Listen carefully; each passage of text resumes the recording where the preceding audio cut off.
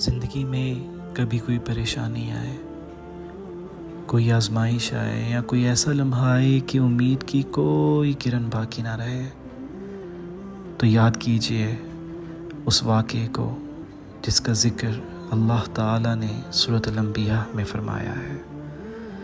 جب اللہ کے ایک نبی سیدنا یونس علیہ السلام مچھلی کے پیٹ میں چلے جاتے ہیں، جہاں پہ صرف اندھیرا تھا، کوئی امید نہیں تھی، تو اللہ تعالیٰ سے دعا کرتے ہیں، لا الہ الا انت سبحانک انی کنت من الظالمین،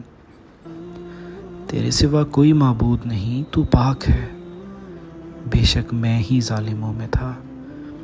خاتم النبیین سرور کونین صلی اللہ علیہ وآلہ وسلم کا ارشاد گرامی ہے، کوئی مسلمان شخص کسی معاملے میں ان الفاظ کے ساتھ دعا کرتا ہے تو اس کی دعا قبول کی جاتی ہے۔ یاد رکھیے، یہ پیغام اللہ تعالیٰ کا ہے جو اس نے اپنی مخلوق کے لیے اپنے نبی کی زبان سے آپ تک پہنچایا۔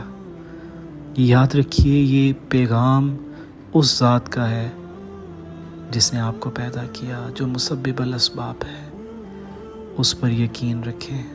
اس کا ذکر کریں، انشاءاللہ وہ آپ کو اس تکلیف سے ضرور نکال دے گا۔ جزاک اللہ خیر۔